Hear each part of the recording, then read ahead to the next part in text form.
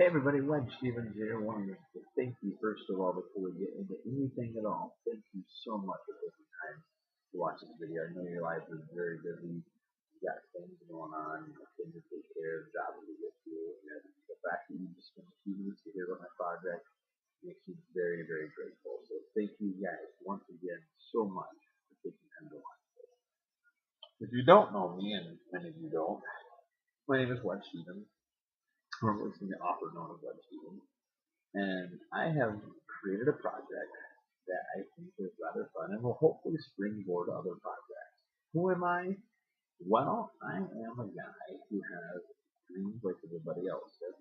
We all have dreams of, either making it big in Hollywood or being a big singer like how American Idol and The Voice and all them got launched or anything else like that. We all have dreams and passions that drive us, and I have dreams and passions as well. I have worked in the restaurant, food, bar business now for the last 15 years, and I'm going to be honest, I'm ready for something different. But I'm not willing to put the cart before the horse, and this is why I've created a springboarding project. What am I springboarding to? Well, I have created the first ever charity-based reality dating show. I have written a screenplay. I'm working on a second one that will promote women's sports. What? True story. I'm also working on 3 other books to follow this one of which is called Facing the Demons, Dealing with Addictions. That's a story for a different time. And then I have another book I'm working on called Dining with God, Lessons I Learned from Certain Tables. This is the book I'm working on currently at the same time is Killing the Zombie Marriage, ways in which you can keep your marriage going stronger and healthier than ever. I'm always creating new show ideas and all kinds of things. So I'm trying to get into film producing and trying to do a lot of that. Most of the major problems is capital running into money.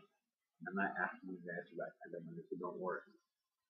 Which is why I came up with the Springboard Project to try and get all of this started.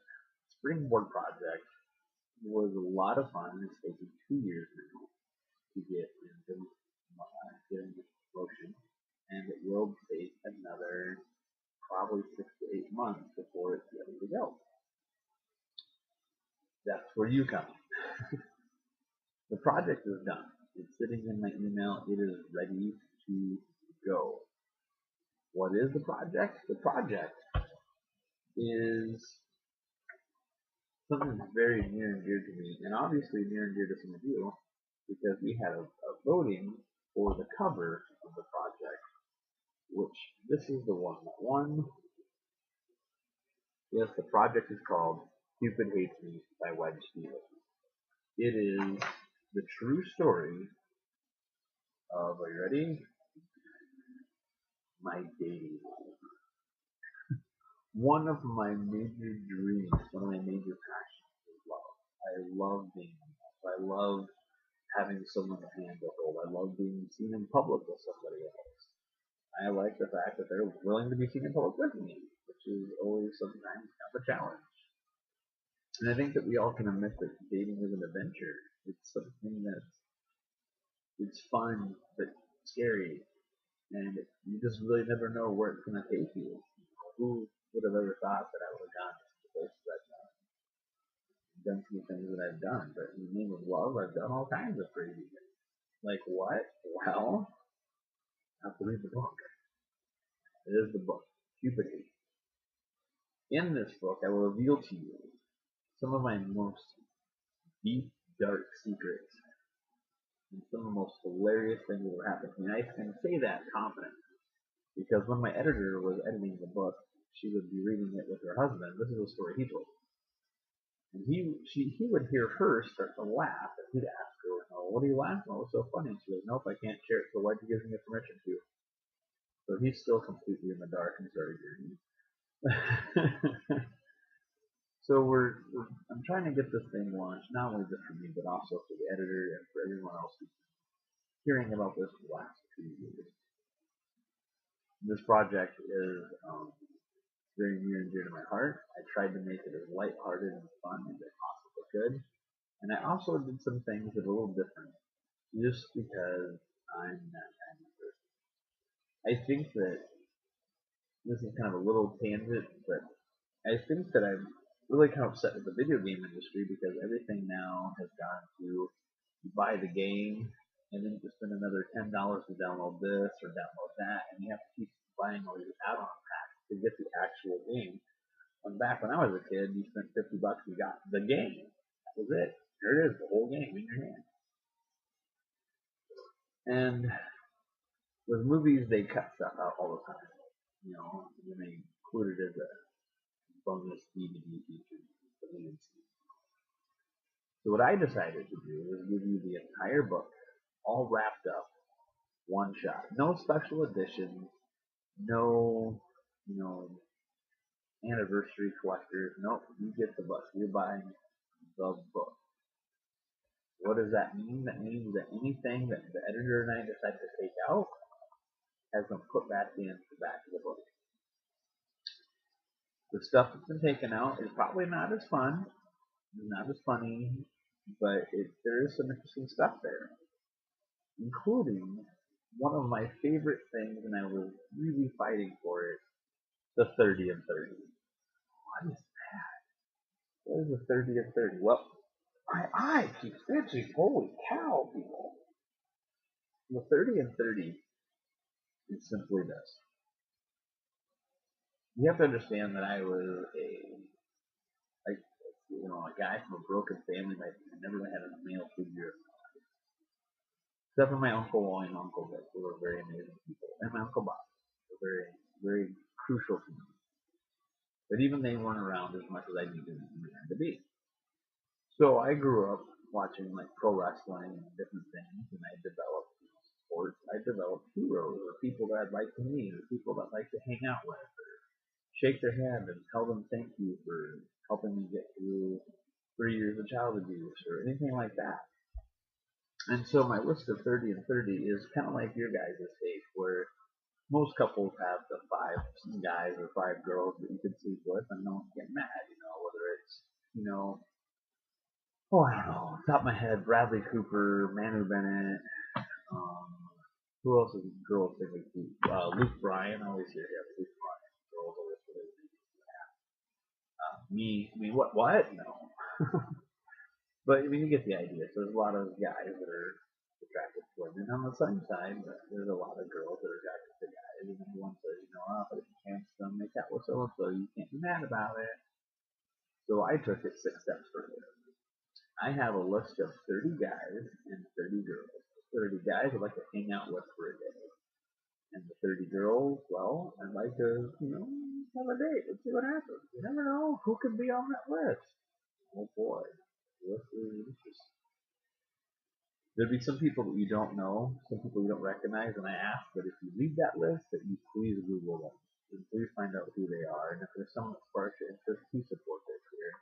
There's some very amazing, underrated people that are on the list, and I think they should be recognized for everything that they do. So please go and check them out. That's my whole idea. Part of the whole reason I did this was to help further their careers and give them some people what to do. Some really awesome talent. Who's on that list? I guess you just have to buy the book and find out. Mick Foley, you didn't make the list just because I've already met you once, maybe even twice by the time this gets aired. So, no offense, I'm sorry. Keep going. On the girl side, I will tell you that I tried to eliminate anyone who was married because I don't want to cause any kind of relationship strife or anything. I will say that number 1 is married though. I couldn't help it. I couldn't leave her off. Couldn't replace her. Number 1 dream girl. Who is she? Buy the book, you'll find out. So, I gave you all the deleted information. I let you guys pick the cover, which already happened. I'm really, really about the fans. The cat that stole something from me.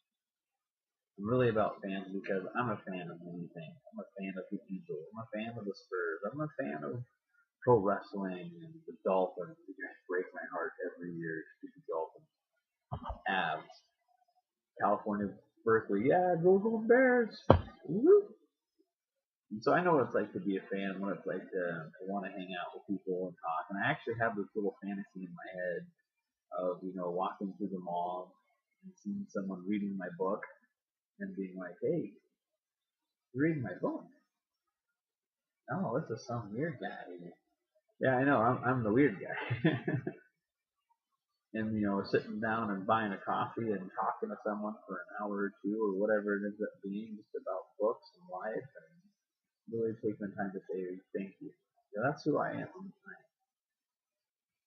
I'm really grateful for a lot of things that have happened. So people have helped me out, and I try to be truly grateful as much as I can. So that's a little about me.